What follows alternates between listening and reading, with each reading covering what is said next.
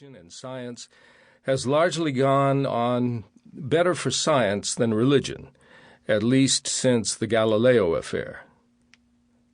A countercurrent has been developing slowly over the years, however, and in some regards the success of many favorable accounts of the interplay of religion and medicine has led to a reconsideration of the health benefits of religious involvement.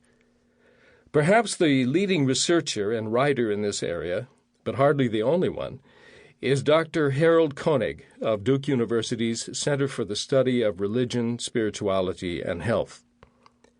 Many of the major topics in the debate include the reputed benefits of religion for general health, including longevity. For instance, are religious people generally healthier and longer lived than those who do not consider themselves religious? Dr. Koenig summarizes the major findings of his research in his book, The Healing Power of Faith. Religious people do, in fact, live longer. A growing body of research shows that religious people are both physically healthier into later life and live longer than non-religious counterparts. Religious faith appears to protect the elderly from the two major afflictions of later life, cardiovascular disease and cancer. Those who attend church regularly are hospitalized much less often than people who never or rarely participate in religious services. People with strong religious faith are less likely to suffer depression from stressful life events, including hospitalization from serious illness, and if they do, they are more likely to recover from depression than those who are less religious. Religious people have healthier lifestyles. They tend to avoid alcohol and drug abuse, risky sexual behavior, and other unhealthy habits. Further, elderly people with deep personal faith have a stronger sense of well-being and life satisfaction than their less religious peers.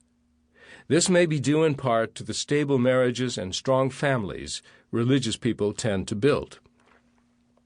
The following presentations will approach many of these areas under two broad headings. First, following a brief discussion of what I mean by spirituality and health, I will look into the biblical heritage regarding health and spirituality. First, the Hebrew tradition, and then the witness of Christian Scripture. I'll then trace the development of Christian attitudes toward health and healing from the early days of the Church through the Middle Ages and the following period of conflict and separation between science and theology, culminating in the modern period. The remainder of the presentations will be more practical, considering the following subjects which are more representative than comprehensive: diet and nutrition, sleep and dreams, clothing, grooming, stress and exercise, mental health and healing, pain, suffering and healing, and death and dying. The final two presentations will take up several ethical issues raised in the debate and the broader question of the relationship between our health, spirituality, and the universal call to wholeness and holiness, the healing of the world, what in Jewish tradition is known as tikkun olam. Needless to say, there are many areas I won't be able to touch on even briefly that you can refer to in my own book and in other resources, a number of which can be found in the reading list supplied with this series. On a personal note, let me add that I have been involved in studying and teaching courses about spirituality and health for almost 30 years. For 25 of those, I also worked in the outpatient clinic of Loyola Hospital as adjunct professor of psychiatry, where I was co-therapist in the marriage clinic founded there by Dr. Demita Renshaw. Having published a book on the subject in 2008 called Wellness, Life, Health, and Spirituality, I should say up front that my thinking on the subject hasn't changed much in the last couple of years. But these talks are not just a rehash of themes from the book or class notes from class lectures.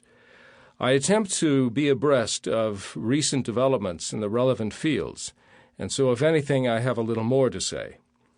But my fundamental approach has not changed substantially. More detailed discussions can be found in my book and also some of the recent works I have included in the suggestions for further reading.